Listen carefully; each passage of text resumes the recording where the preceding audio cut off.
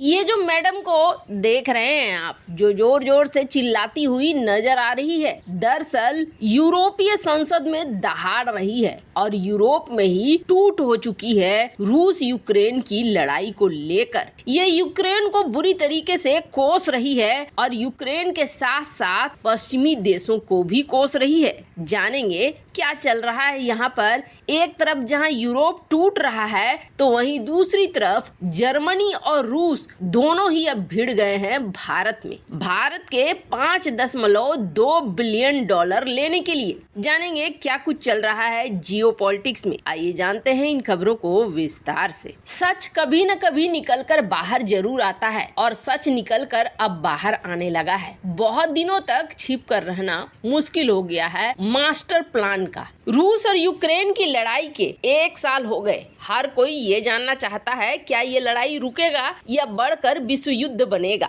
इसी बीच यूरोप में एक सांसद है, इन सांसद ने सच बोलने की हिम्मत की है। यूरोपीय संसद में यूक्रेन से जुड़ा हुआ एक प्रस्ताव था जिस प्रस्ताव पर वोटिंग हो रही थी और इस वोटिंग में इस सांसद ने इस प्रस्ताव के खिलाफ में वोट डाला और खिलाफ में वोट डालने के बाद इन्होंने जो स्पीच दिया वो स्पीच एकदम से सुनने लायक है। कुछ अंश इसके वीडियो के जरूर सुनिए। When voices everywhere should be calling for a ceasefire and peace, this resolution is driving us in the opposite direction, so I proudly voted against it. It peddles the latest lie that this is not now about defending Ukraine, it's about Ukraine must win. What does that even mean?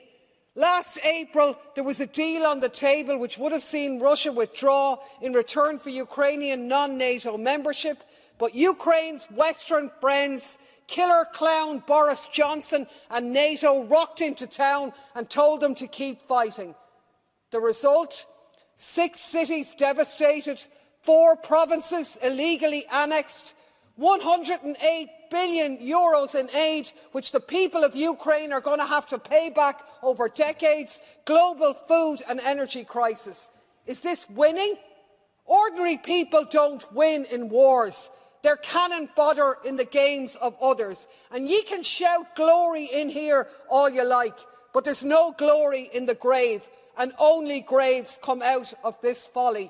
It's time for people and the silent majority all over Europe to take to the streets this weekend and demand peace and an end to the war.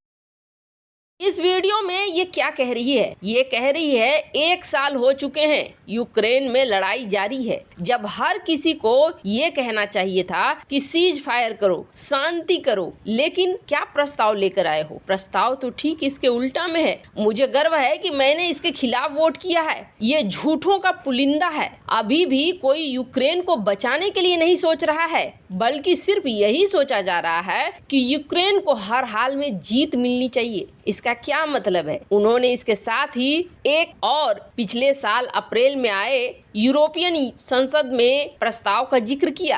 Clear ने कहा कि पिछले साल इसी सदन में एक प्रस्ताव आया था। इसके तहत तय किया गया था कि रूस सेनाएं वापस बुला लेगा और इसके बदले में यूक्रेन को गैर नाटो सदस्यता दी जाएगी। लेकिन यूक्रेन के पश्चिमी देशों ने हत्यारे joker Boris Johnson NATO Ukraine में दाखिल हो गए और लड़ते रहने की अपील करने लगे। क्लेयर ने इसके बाद युद्ध के नतीजों की बात कही। उन्होंने कहा इसका नतीजा ये हुआ कि 6 शहर बर्बाद हो गए हैं, 4 प्रांतों को गैर कानूनी तरीके से अलग कर दिया गया है, 108 अरब यूरो की मदद दी गई जिसकी अदायगी यूक्रेन के लोग दशकों तक करते रहेंगे। दुनिया में खाद्यान्न और ऊर्जा का संकट पैदा हो गया। क्या यही जीत है? क्लेयर ने अपने भाषण के अंत में कहा साधारण लोग जंग नहीं जीतते हैं बल्कि दूसरों के लिए मोहरा होते हैं। इसके साथ ही उन्होंने यूरोप के लोगों से अपील की कि वो सड़कों पर निकले और शांति का मांग करें। क्लेयर जुलाई 2019 से यूरोपियन संसद की सदस्य हैं। वैसे आपको बता दें ये वही सांसद हैं जिन्होंने हाल में कहा था कि Europe north stream gas pipeline में हुए ब्लास्ट में अमेरिका के शामिल होने की जाँच नहीं कर पा रहा है। उनकी माने तो यूरोपियन यूनियन पर कई मासूम जिंदगियों की जिम्मेदारी है और वो उनके जीवन से खिलवाड़ कर रहा है। इसके साथ ही उन्होंने कहा कि इस बात पर शर्म आने लगी है कि वो एक यूरोपियन है। ये मैडम जो कह रही हैं एकदम से सही बात कह रही है। और आपको बता दें, ऐसा नहीं है कि ये अकेली है।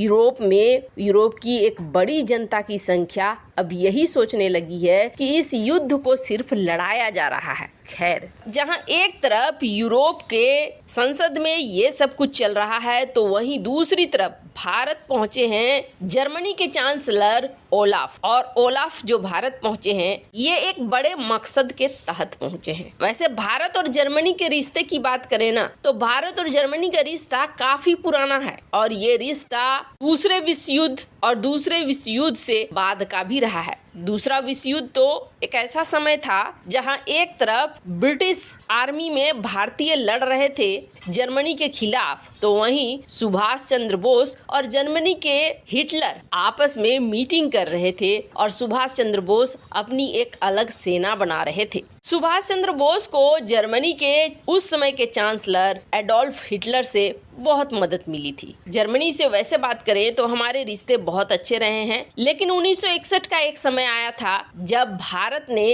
गोवा को मिला लिया था। तब जर्मनी ने इसका विरोध किया था। जर्मनी ने कहा था आपने पुर्तगाल से लेकर ये गलत किया, ये तरीका सही नहीं था, ये पुर्तगालियों का उपनिवेश था और इन्हें पुर्तगालियों का उपनिवेश ही बने रहने देना चाहिए था। खैर, ये सामान्य सी बात थी, आई और गई हो गई। इस वक्त जर्मनी और भारत के बीच रिश्ते बहुत अच्छे हैं। अब जर्मनी के जो राजदूत हैं, उन्होंने तो सीधे सीधे कह दिया कि हमें कोई मतलब नहीं है भारत रूस से तेल खरीदता है या नहीं खरीदता है, पर हम आए हैं यहाँ किसी और इरादा से। वैसे आप देख सकते हैं, ये जीडीपी फोरकास्ट है IMF के द्वारा कि आने वाले साल में किनकी जीडीपी कैसी रहेगी। यहाँ पर भारत और चाइना, ये दो देश दिख रहे हैं, जबकि चाइना भारत से कम ही दिख रहा है कि इनका जीडीपी ग्रोथ रेट अच्छा रहेगा। मतलब साफ है, भारत एक अर्थव्यवस्था के तौर पर मजबूत देश है और इस वक्त जर्मनी भी चाहता है कि भारत के साथ रिश्ते मजबूत रखे। इसके अलावे एक और चीज है जिसकी वजह से जर्मनी और रूस दोनों ही अब भारत के अंदर ही भिड़ रहे हैं, और ये चीज क्या है तो आपको बता दें, ये चीज है सबमरीन्स। भारत जो 6 डीजल सबमरीन बनाना चाह रहा है, इस 6 डीजल सबमरीन का कीमत है $5.2 बिलियन जो भारत ने रखा है। और कहा जा रहा है कि भारत के साथ जर्मनी एक एग्रीमेंट कर सकता है कि ये सबमरीन्स AIP सिस्टम के साथ जर्मनी बनाएगा। हालांकि रूस इस प्रोजेक्ट से बाहर हो गया था, लेकिन अब कहा जा रहा है कि इस $5.2 बिलियन के प्रोजेक्ट के लिए रूस की भी एंट्री होगी। पर हाँ, रूस जर्मनी दोनों ही भारत के इस प्रोजेक्ट को अब लेना चाहते हैं, पर इसमें सबसे बड़ी टेंशन फ्रांस को होगी, क्योंकि फ्रांस तेजी से भारत का डिफेंस पार्टनर बन रहा था। पर अब जर्मनी के आने के बाद एक और कंपटीशन फ्रांस के लिए बढ़ गया है। वैसे आपको क्या लगता है, क्या जर्मनी के ऊपर भरोसा करना चाहिए या नहीं? किसकी तरफ जाना चाहिए, रूस, जर्मनी या फ्रांस? कमेंट कर अपनी राय जरूर बताएं। जल्द मिलते हैं अगले वीडियो में नई खबर के साथ।